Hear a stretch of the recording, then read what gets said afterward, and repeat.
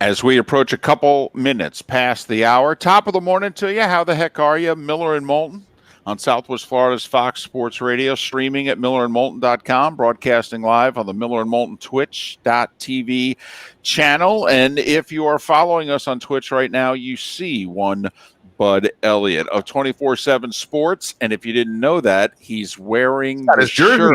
He's got his. Does that say Elliott and 3 on the back? That's all I want to know. No, this is not one of my camp shirts, but for that, I do have that. You know, I got a pretty broad back. The parents and all the people who want to figure out where the content is coming from these camps, can just find me on Twitter. They're at BudElliott3. Perfect. 24/7 Sports, still co-host of Nolecast, and yes, his Twitter handle is Bud Elliott, 2 L's, 2 T's, and the number 3. All right, we're gonna go right at you with this. Are you ready? Let's go. All right, Mark, throw it at him. UCF. UCF. I'm guessing you saw the story yesterday. You're in Orlando. How could you not? They're apparently favored against everybody in Florida.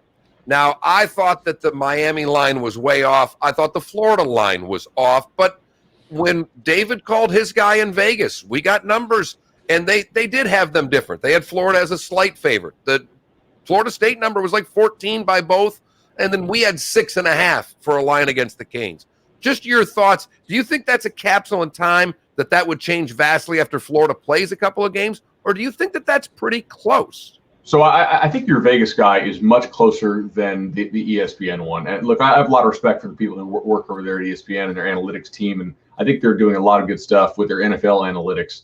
But it kind of confounded me as to why they would use their in-house FPI for college football, which is not nearly as good as SP Plus, which Bill Connolly works for ESPN now. And in fact, you can take and look at the Vegas openers that come out in college football, which is the sport that I'm concerned with. And they almost just take Bill's power numbers and clone them, right? And then they get moved around a bit as money comes into the market. I would have UCF, or I'd have UF as about a 7-point favorite over UCF. I think I'd have UCF as about. This is the one I had trouble making. Like on a neutral, would I take UCF or Miami? Because I do trust UCF's offense a lot more than I trust Miami's offense to this point. I think you can argue that. I think either way within a field goal is reasonable there.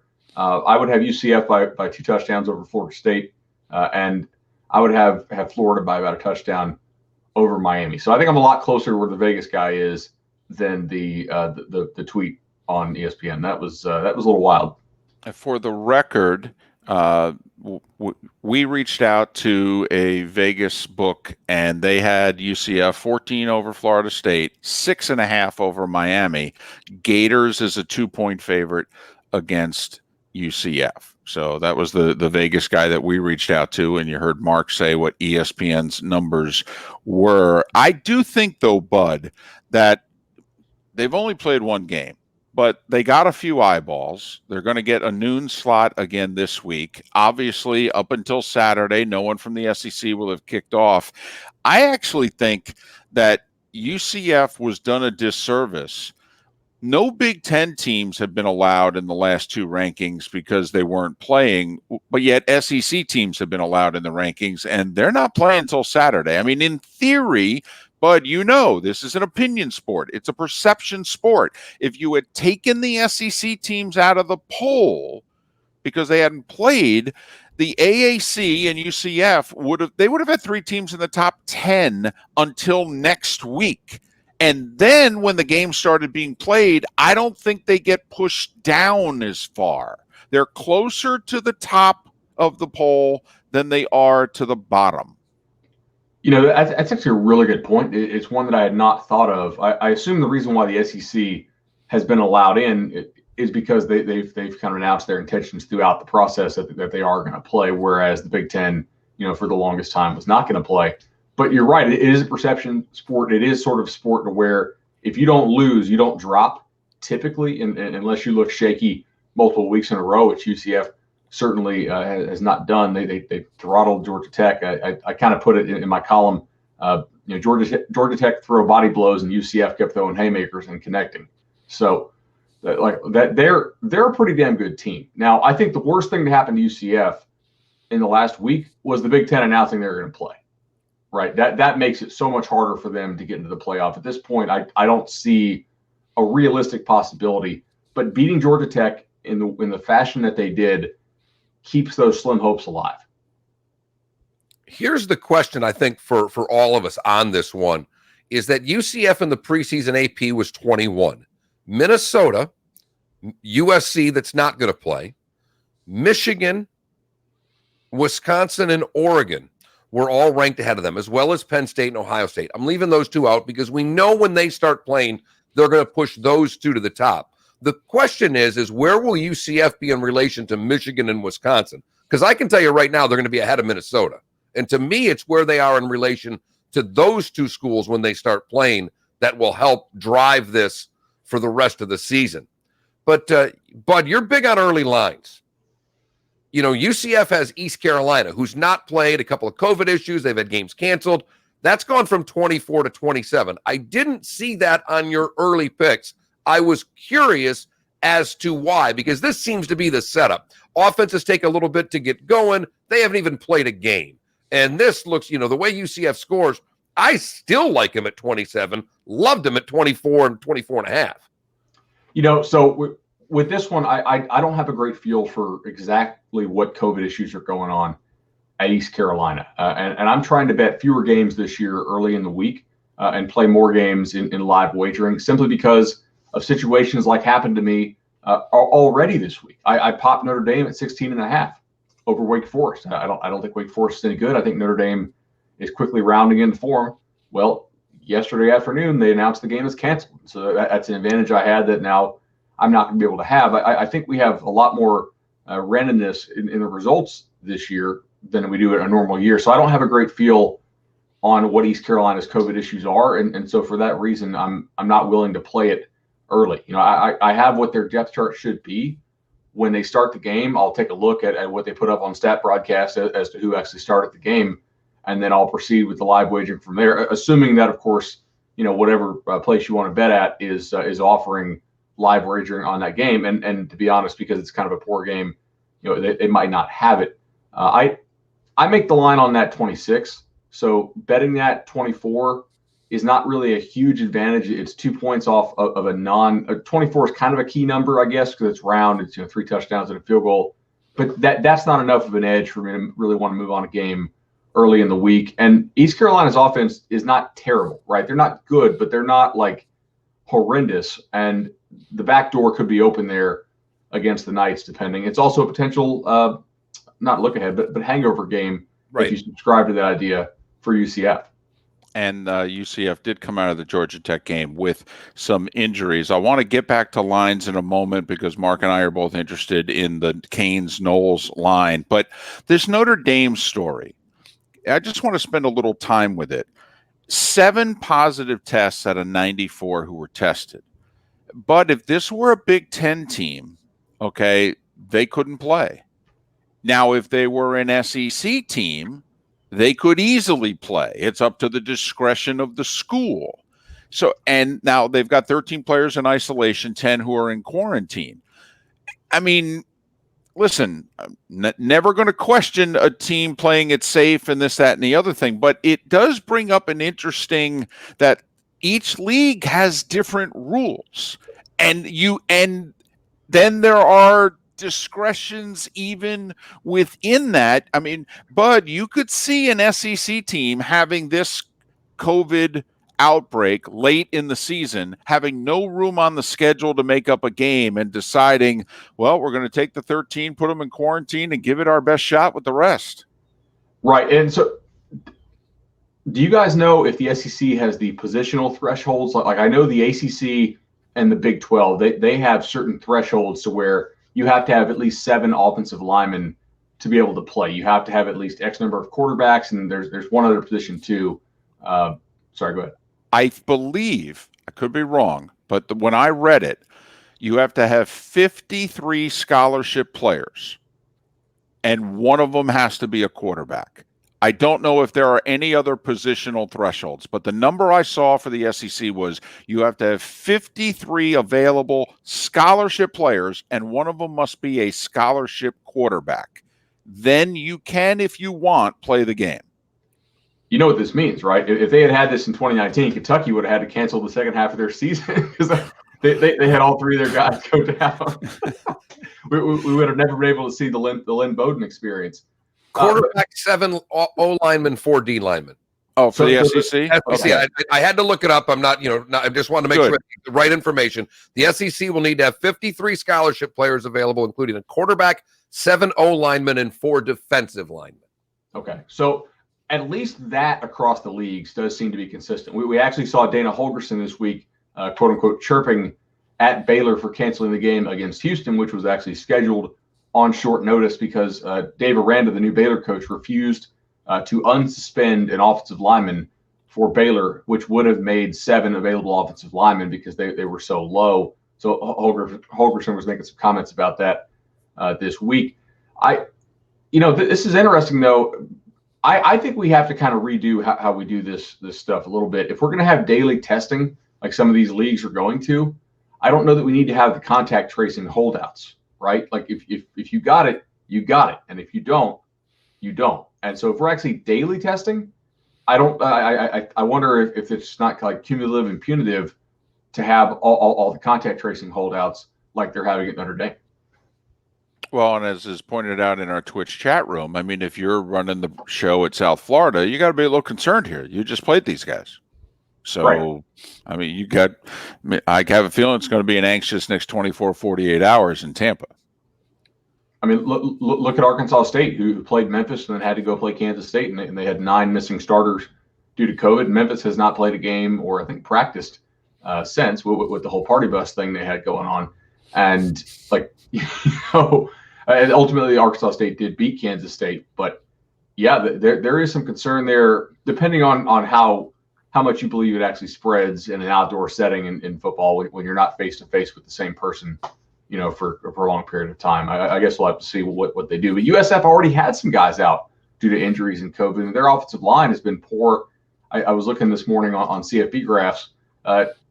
USF had a 4.8% success rate against Notre Dame on offense. So not really what you're looking for there out of the Bulls. All right. People think that in the SEC East that Tennessee might be 3, that Kentucky might be 3. Tennessee and South Carolina got a pretty low number, but I am far more interested in Kentucky and Auburn. 7.5 for Auburn, whether it's the number or the game, but this game fascinates me because I don't know if Auburn is the 2nd, 3rd, or 4th best team in the West. And Kentucky, basically the same thing. Are they 3rd? Are they 4th? Could they challenge and beat Florida or Georgia? Not both. You know where I'm at with this. But this game intrigues the hell out of me because we've got a lot to learn about the Auburn offense, and I think we've got a lot to learn about Kentucky in general. Yeah, so fired Arkansas coach Chad Morris is now the offensive coordinator there at Auburn. They might look to play with a little bit more tempo, certainly want to throw the ball around a little bit more with sophomore quarterback Bo Nix, who got a lot of publicity last year, but really was not very good in a lot of the games that he played. That Auburn defense was nasty and really carried the Tigers in 2019.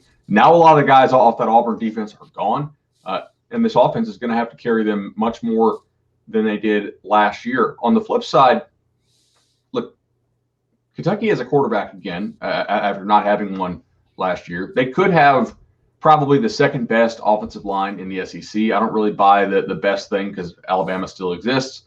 So Kentucky, probably could have the 2nd best offensive line in the SEC. They don't shoot themselves in the foot a lot because of that. They're not allowing a lot of tackles for loss or sacks or negative kind of havoc type plays. That they play field position well. Their defense is usually pretty solid and they can run the ball. So I think Kentucky could be live here. I made this number 7, so I'm not really itching to take Auburn. But ultimately, this is one of the games I'm going to be watching. If Auburn does have an advantage with the mobile quarterback situation at Kentucky, Auburn has a pair of linebackers in KJ Britt and Owen Pappoe who are really nasty, and those guys didn't graduate. They're still back. So I'm interested to see how they handle Kentucky's run game and how much Kentucky's passing game has improved. If Kentucky can win from a scheduling standpoint, then they could really, if they could find a way, they finally did beat the Gators a couple years ago. If they could get a split against the Big Two, they really could be the sneaky team in terms of the SEC East standings. Our poll question yesterday, who's going to win the SEC East? 44% said Georgia, 41% said Florida, and 15% did say someone else. All right, Bud, I promised you we'd get back to the Canes and the Noles. It opened at 9.5. And listen, we all get it. We've been around the state of Florida. These teams, big rivals, they play close games, even when one's good and one's bad. But, Bud, Florida State's bad. I mean, 9.5. It's now 11.5. It still seems low. Are we off base? You might be off base for this reason, right? We know that you can control how many explosive plays you create. But we also know that for the most part, you can control or create explosive plays. You really can't control how big those explosive plays are, right? And Miami, if you look at this, they had a disproportionate amount of their success against Louisville on 3 plays, which were largely busts, right? And Louisville failed to cover the running back out of the backfield at all. I mean, just nobody on that side of the field. 75-yard touchdown. They're misaligned to a formation, which is to Miami's credit that they got them misaligned using tempo and unbalanced formations, and they were to hit that bomb. If I'm looking for reasons to not take Miami here and lay the 11, it's this. I don't know that the explosive nature of that is quite as sustainable.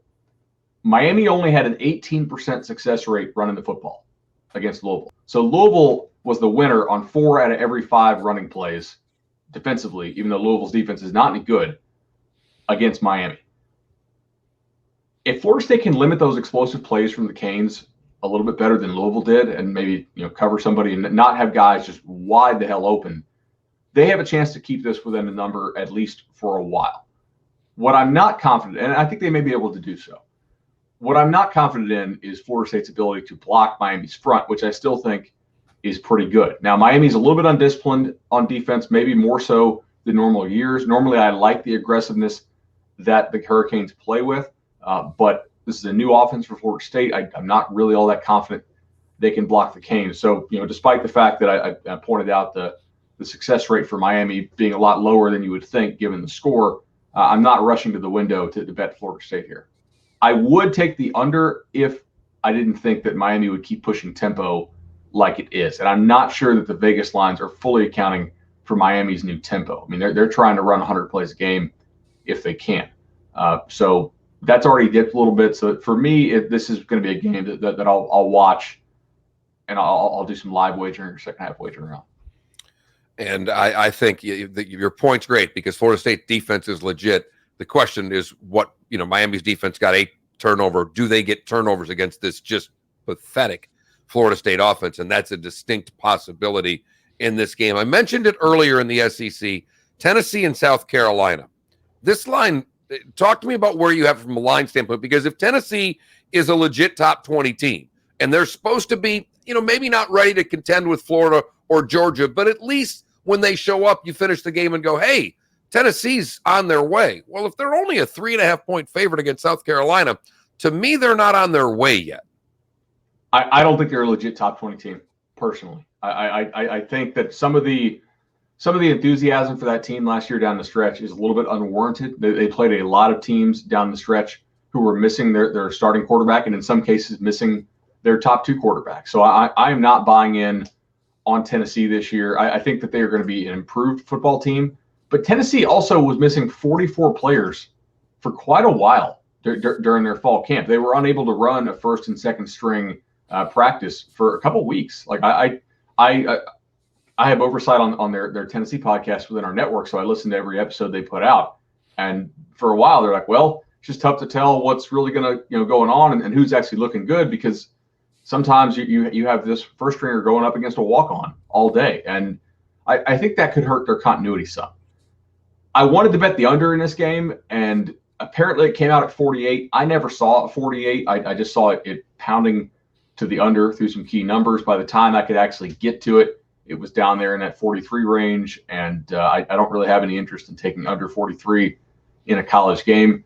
I don't trust Will Muschamp to produce a quality offense, right? We talk about all these coordinators, but I think there's some coaches, right? Like Charlie Strong. Charlie Strong had Teddy Bridgewater in a terrible, terrible schedule in the AAC that one year back when it was the American.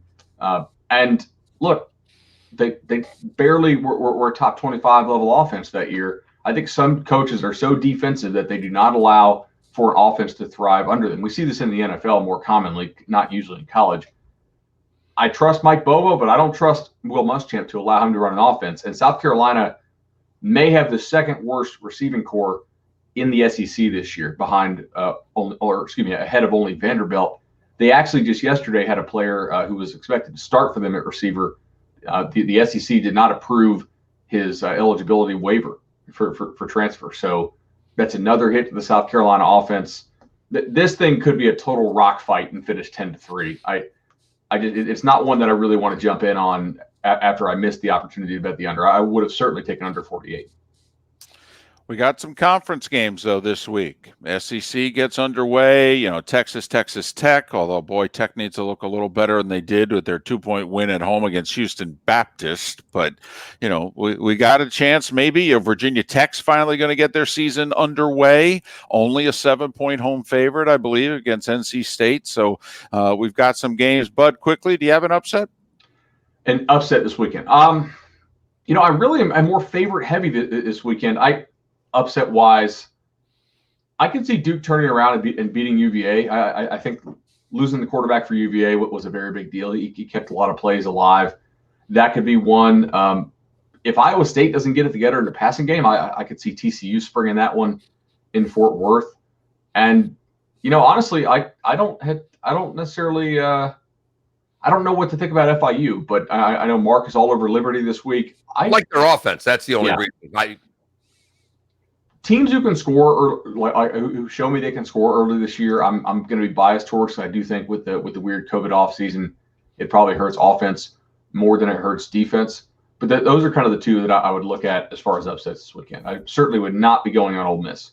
You were big on Texas when the line was low. You still like them at I think it's 7-18 now. Yeah, I would still play Texas in the teens. Sir Roderick Thompson, the running back for Texas Tech, was arrested for drag racing on Monday, so that also probably helps the line, because you think if Texas Tech is going to keep this close, they're going to try to run the football more. He's their starting running back and a pretty good one. I don't know how many people are paying attention to Texas Tech this year, but that's not a good development for them. And look, Texas just looks ready to roll on offense. I know they played UTEP, but yeah, I think Texas can score 50. He's Bud Elliott of 24/7 Sports and co-host of Nolecast. You can follow him on Twitter at BudElliott3, Bud Elliott, 2 L's, 2 T's, 3. Bud, we appreciate you doing this. Enjoy it, guys. Take care. Bud Elliott, busy guy. Very kind of him to carve out the time that he does for us every Wednesday morning, and we're looking forward to having Bud throughout the season. Feel free, by the way, you could send in a question if you want to Bud, particularly a gambling question. All right. Don't have to just save it for Lee Sterling on Friday. I couldn't do it with him, but I've just got to point out what I find to be the most bizarro line of the week. North Texas apparently has arguably the worst defense in Division I football. They've already played two games, and they actually won one. They are at Houston, who is yet to play a game. They are a 21.5-point dog, and the over-under is 72. Wow. Wow. Right. 72, 21 oh man. That's like, 47-26 type of game right there. There you go. There you go. What we see every week. That's my nut job line of the week. They've played 2 games. They're so bad that they're still a 21.5-point dog against a team that hasn't played. He's always plays the underdog role, but we don't necessarily think that he is an underdog. He's scrappy, but not an underdog. Not even close. And he is next on Miller and Moulton. Thanks so much for listening. Join us, Twitch TV / Miller.